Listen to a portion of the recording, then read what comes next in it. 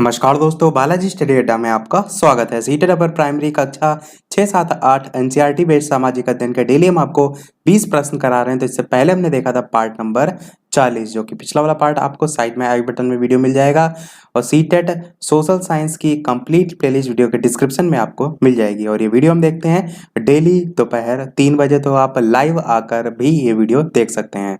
चलिए शुरू करते हैं प्रश्न से। सबसे पहले बात करते हैं पिछले वाले वीडियो में जो मैंने प्रश्न पूछा था उसके उत्तर की। तो पिछले वाले वीडियो में मैंने प्रश्न पूछा था कि निम्नलिखित भारतीय राज्यों में से कौन तांबा अयस्क का सबसे बड़ा जो है वो स्रोत है? बिहार, झारखंड, राजस्थान या उड़ीसा। 4 ऑप्शन है, आपको बताना था कौन सा जो है वो सही होगा। तो चलिए बात कर लेते हैं उत्तर की। तो आपका ऑप्शन नंबर सी राजस्थान जो है वो बिल्कुल सही हो जाएगा। राजस्थान आपका तांबा अयस्क जो है उसका सबसे बड़े स्रोत में आता है और इसके बाद आपका एमपी का नाम आता है, यानी कि मध्य प्रदेश जो है इसका नंबर जो है वो आता है।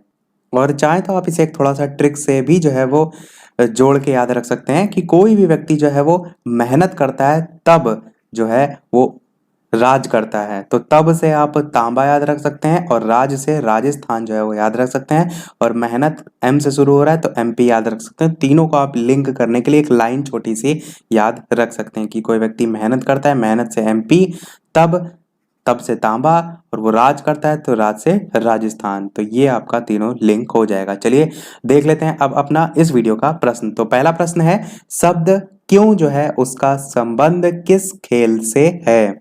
हॉकी, फुटबॉल, बिलियर्ड या क्रिकेट। ये आपका ऑप्शन नंबर सी में जो है वो बिलियर्ड्स है। यहाँ पर डा होगा और उसके बाद सा होगा। डा में इस प्रकार से हलंत लगेगा और डा में ये तो लगी है ऊपर मात्रा। तो बिलियर्ड्स जो है आपका खेल होता है। तो ये आपके 4 ऑप्शन है, आपको छांटना है कि इन चारों में से कौन सा सही होगा। तो चलिए बात कर लेते हैं उत्तर की कौन सा सही होगा। तो बिल्कुल आपका ऑप्शन सी ही सही होगा, यानी कि बिलियर्ड्स। तो ये जो क्यू शब्द है ये आपका बिलियर्ड्स खेल से संबंधित है। इसी खेल से संबंधित कुछ अन्य शब्द भी हैं, जैसे कि आपका बाल्क लाइन, क्योंकि ऐसा नहीं कि केवल पर्टिकुलर एक ही कोई पूछा जा सकता है, कोई भी पूछा जा सकता है। तो बाल्क लाइन इसी से संबंधित है। ब्रेक बोल्टिंग इसी खेल से संबंधित है। ब्रेक बोल्टिंग इसी से संबंधित है। और कैनन एक शब्द है वो भी इसी से संबंधित है। कैनन इसी से संबंधित है। क्यों तो मैंने आपको प्रश्न में ही बता दिया। इसके अलावा स्क्रैच इसी से संबंधित है और भी ऐसे बहुत से हैं, परंतु ये गिने चुने जो हैं आप इनको ध्यान में रखिएगा। और एक स्क्रू बैक और लिख देता हूं मैं यहाँ पर, उसको भी ध्यान में रखिएगा। स्क्रू बैक ये सभी खेल जो आपका बिलियर्ड्स है उससे जो है वो संबंधित है। चलिए देखते हैं अपना अगला प्रश्न दूसरा। चंद्रमा के अध्ययन को निम्नलिखित में से किस रूप में जाना जाता है? भूविज्ञान, चंद्र विज्ञान, ग्रह प्रणाली या ब्रह्मांड विज्ञान। 4 ऑप्शन है, आपको बताना है कौन सा सही होगा। ये तो ऑप्शन दे रखे हैं तो यहाँ पर आप टिक कर रहे हैं, वरना चंद्रमा देख के कुछ लोग तो करवा चौथ टिक 1 लाइन में लिखने को आता तो लिखाते हैं। तो बात करते हैं चलिए उत्तर की। तो आपका ऑप्शन नंबर बी चंद्र विज्ञान आपका सही हो जाएगा। देखिए जो चांद है उसका वैज्ञानिक अध्ययन क्या कहलाता है? तो चंद्र विज्ञान कहलाता है। इसको हम इंग्लिश में क्या कहते हैं?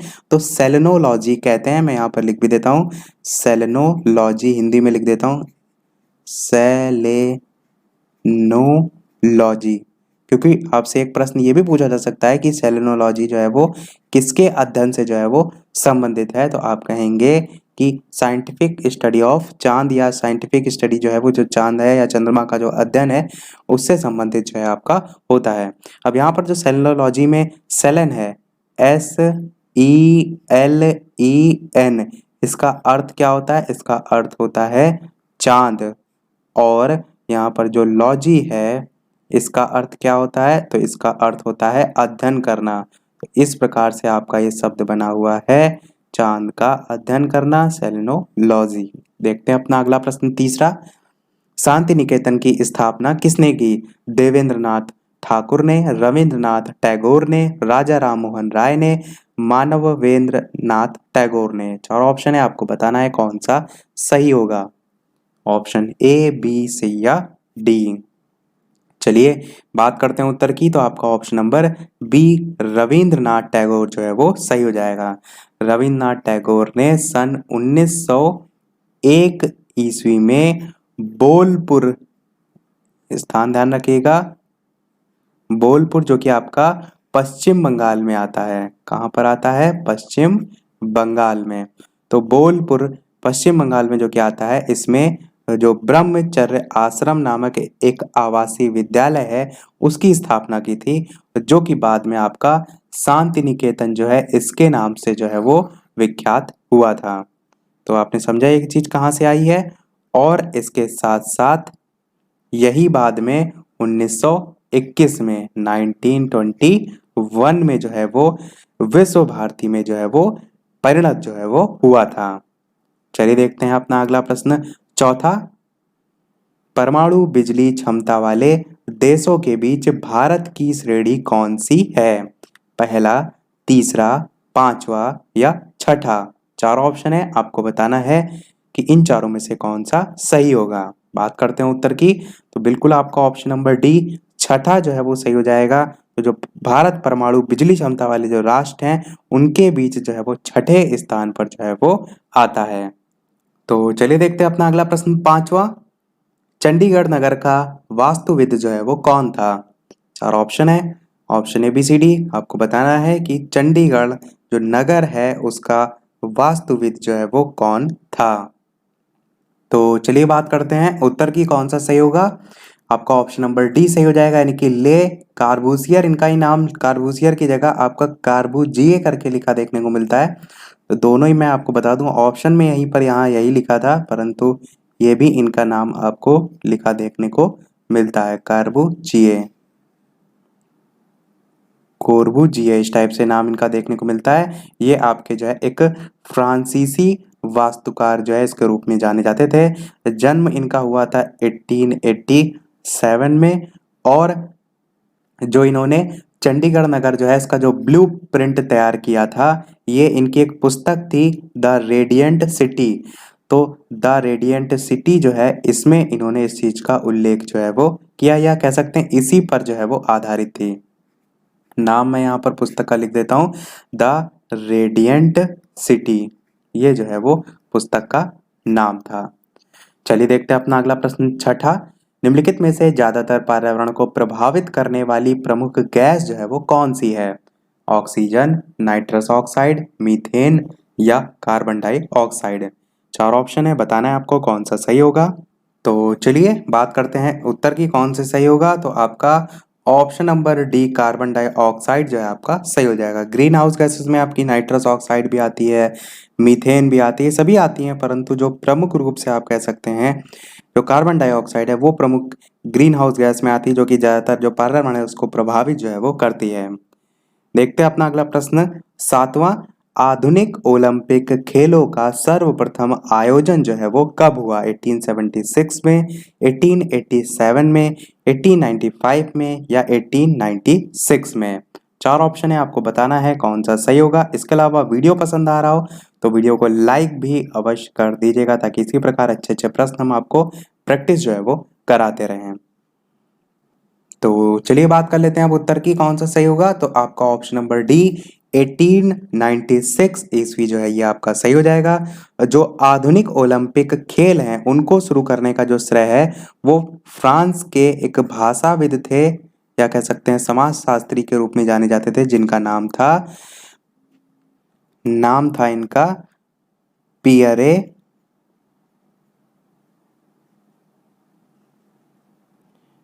दी कुर्बितिन।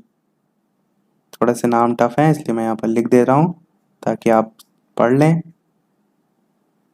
ये जो है इनका नाम था। एक बार मैं पूरा जो सेंटेंस है उसको रिपीट कर देता हूँ कि जो आपका आधुनिक ओलंपिक खेल है उसको शुरू करने का जो श्रेय है वो फ्रांस जो है इसके भाषाविद और समाजशास्त्री, जिनका नाम था पियरे दी कुर्बतिन, इनको जो है वो जाता है। और यूनान की जो राजधानी है जिसका नाम क्या है? एथेंस। यूनान की राजधानी जो एथेंस है इसमें 4 अप्रैल 1896 को, जो आपका ऑप्शन डी में लिखा हुआ है, तो 4 अप्रैल 1896 को आधुनिक ओलंपिक खेलों का प्रथम आयोजन किया गया था। ये भी आपसे पूछा जा सकता है किसके द्वारा किया गया था? कहाँ किया गया था, कब किया गया था, कुछ भी पूछा जा सकता है। चलिए देखते हैं अपना अगला प्रश्न 8वां। निम्नलिखित में से किसे छोड़कर संसद संविधान के सभी प्रावधानों में संशोधन कर सकती है? सरकार के प्रस्ताव, वैधानिक प्रस्ताव, बुनियादी सुविधा या सभी सुविधा। 4 ऑप्शन है, आपको बताना है इन चारों में से कौन सा सही होगा। तो चलिए बात कर लेते हैं उत्तर की। आपका ऑप्शन नंबर सी बुनियादी सुविधा आपका सही हो जाएगा। तो बुनियादी सुविधा को छोड़कर संसद संविधान के जो सभी प्रावधान है, जैसे कि सरकार का प्रस्ताव है, वैधानिक प्रस्ताव है, सभी सुविधाएं उनमें संशोधन कर सकती है। अगला प्रश्न देखते हैं, 9 निम्नलिखित में से कौन पेराम्बूर में स्थित नहीं है? 4 ऑप्शन है, option A B C D आपको छांटना है कि इन चारों में से कौन सा सही होगा। तो चलिए बात करते हैं उत्तर की, कौन सा सही होगा। आपका ऑप्शन नंबर यहाँ पर डी रेलवे प्रिंटिंग प्रेस सही हो जाएगा, जो कि पेराम्बूर जो है इसमें स्थित जो है वो नहीं है। ये एक्चुअल में है कहाँ पर, तो ये चेन्नई जो है उसके अंतर्गत आता है। यहाँ पर जो आपका ऑप्शन ए देख पा रहे हैं इंटीग्रल कोच फैक्ट्री, ये आपका इंट्रीगल होगा, यहाँ आगे मात्रा एक्स्ट्रा लगी है। तो इंट्रीगल जो आपका कोच फैक्ट्री है, इसके संबंध में एक प्रश्न ये पूछा जाता है कि इंटीग्रल कोच फैक्ट्री जो कि आपका पेराम्बूर तमिलनाडु में स्थित है, वो किस मॉडल पर आधारित है? तो ध्यान रखिएगा, ये आपका स्विट्जरलैंड के मॉडल पर जो है वो आधारित है। ये यहाँ से प्रश्न पूछा जाता है। जो आपका ऑप्शन एबीसी में दे रखे हैं, ये सभी आपके इसी स्थान पर जो है वो स्थित हैं। चलिए देखते हैं अपना अगला प्रश्न। 10वां, सुकराती विधि का आधार जो है वो क्या है? चर्चा में भूमिकाएं सौंपना, प्रश्नों की श्रृंखला पूछना, प्रत्यक्ष जानकारी देना या लेखन कार्य। 4 ऑप्शन है, आपको बताना है कि इन चारों में से कौन सा सही होगा। तो चलिए बात करते हैं उत्तर की, कौन सा सही होगा। आपका ऑप्शन नंबर बी प्रश्नों की श्रृंखला पूछना, ये आपका सुकराती विधि जो है इसका आधार है। और इस विधि में आप कह सकते हैं जो सोच होती है उसको प्रोत्साहित करना और जिज्ञासा जो है उसको बढ़ाना या उत्तेजित करना, वो इसके अंतर्गत आता है, या मेन जो है वो उद्देश्य इसमें हो जाता है। अगला प्रश्न देखते हैं 11वां, कि बड़ी लाइन ब्रॉडगेज की गाड़ी नीलगिरी एक्सप्रेस निम्नलिखित के बीच चलती है। 4 ऑप्शन है, स्थान दे रखे हैं आपको, चेन्नई और ऊटी, चेन्नई और मेट्टपलोथन या चेन्नई और सत्यमंगलम और बेंगलुरु और कोयम्बटूर। आपको छांटना है इन चारों में से कौन सा सही होगा। चलिए बात करते हैं उत्तर की, कौन सा सही होगा। तो आपका ऑप्शन नंबर बी चेन्नई और मेट्टपलोथन जो है वो सही हो जाएगा। ये आपका आरआरबी में प्रश्न पूछा गया था। तो अलग अलग एग्जाम के प्रश्न यहाँ पर आपको देखने को मिल रहे हैं। अगला प्रश्न 12 है कि निम्नलिखित विधियों तरीकों में से कौन सी विधि व्याख्यान सीखने के अनुभव को और अधिक सार्थक बनाने में मदद करता है? कक्षा शुरू करने के बाद ध्यान आकर्षित करना, बहुत ही उच्च स्तर तक स्वर को बढ़ाना, व्याख्यान कक्ष की व्यवस्था सबसे अधिक आरामदायक, या श्रोताओं जो दर्शक हैं उनका चयन करना। 4 ऑप्शन है, आपको बताना है कि इन चारों में से कौन सा सही होगा। चलिए बात कर लेते हैं उत्तर की, कौन सा सही होगा। तो आपका ऑप्शन नंबर ए बिल्कुल सही हो जाएगा, यानी कि कक्षा शुरू करने के बाद ध्यान आकर्षित करना, या इसी को आप कह सकते हैं कि एक व्याख्यान के दौरान, क्योंकि प्रश्न में क्या व्याख्यान को लेकर पूछा गया था, तो एक व्याख्यान के दौरान शिक्षार्थियों का जो ध्यान है वो आकर्षित करने के लिए परिचय देना महत्वपूर्ण होता है। यही आपका ऑप्शन ए सही हो जाएगा। अगला प्रश्न देखते हैं 13, कि थर्ड वर्ल्ड शब्द का उपयोग किनके संदर्भ में किया जाता है? 4 ऑप्शन है, एशियाई देश, तेल उत्पादक देश, विकसित देश या विकासशील देश। 4 ऑप्शन है, आपको बताना है कौन सा सही होगा। तो चलिए बात कर लेते हैं उत्तर की, कौन सा सही होगा। तो आपका ऑप्शन नंबर डी विकासशील देश सही हो जाएगा। परंतु प्रश्न ये आपसे पूछा जाए कि थर्ड वर्ल्ड जो है इस शब्द का प्रयोग सबसे पहले किसने किया, तो अल्जीरियाई लेखक थे जिनका नाम था फ्रेंच फैनॉन। यहाँ पर मैं लिख देता हूँ FRANTZ,